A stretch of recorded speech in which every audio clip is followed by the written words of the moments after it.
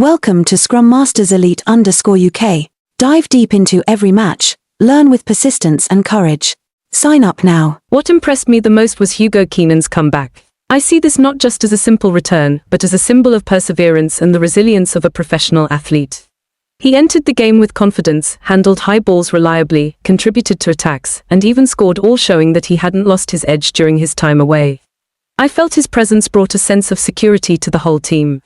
However, what made me reflect was that even after performing well, people still expect him to do even better. This reflects a harsh reality in elite sports. There is no limit to expectations, especially for those who have already proven their quality. With Hugo Keenan, I see the model of a young player gradually asserting himself.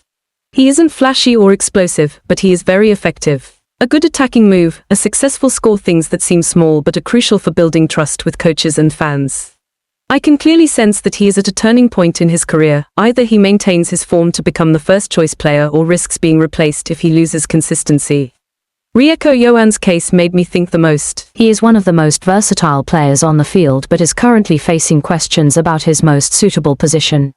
This reminds me of many talented athletes. Being skilled in multiple roles can sometimes make it harder to define oneself.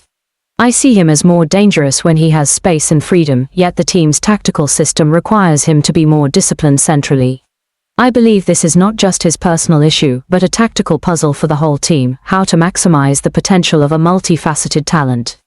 Robbie Henshaw, Jimmy O'Brien, and Sam Prendergast represent another group players who are not bad, but also not game changers.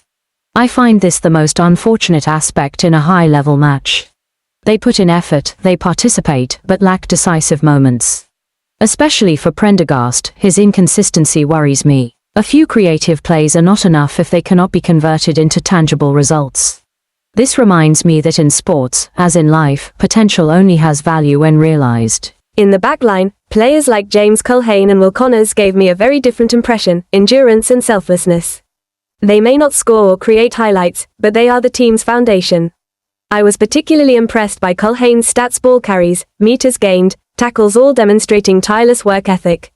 Connors, with a perfect tackling rate, shows me the kind of player every team needs, not flashy, but extremely reliable. However, what disappointed me the most was the tight five.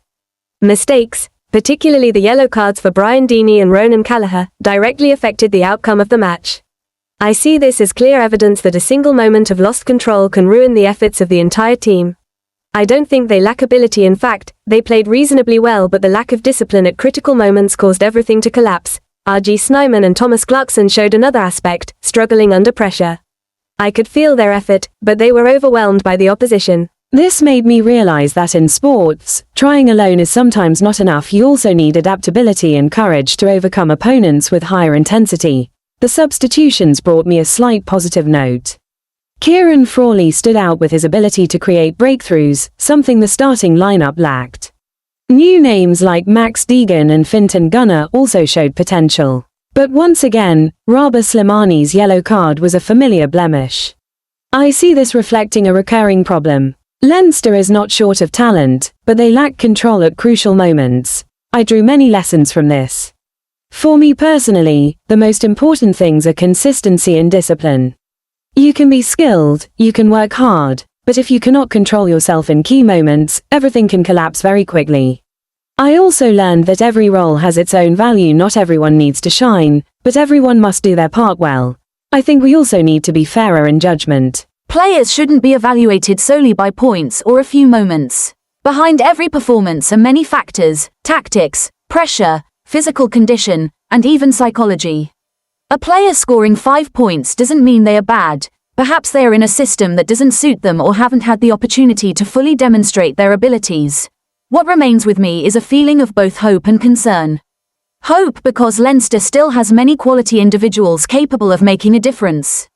Concern because repeated mistakes, especially regarding discipline and consistency, could cost them in bigger matches. I believe that if they can address these issues, they are fully capable of returning even stronger. See you again. Remember, perseverance and discipline are the keys to shining on any stage.